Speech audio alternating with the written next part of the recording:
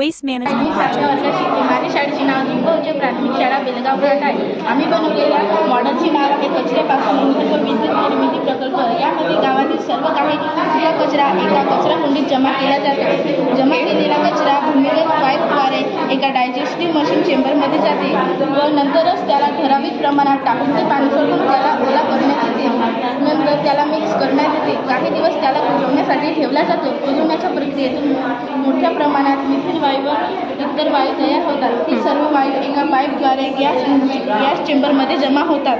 Gas चेंबरमध्ये जमा झालेला वायू कॉम्प्रेसरमध्ये पाठवून त्यावर दाब देऊन त्याला घरगुती वापरण्यासाठी पाठवले जाते व गॅस शेगडीला ज्वलनास मदत होते.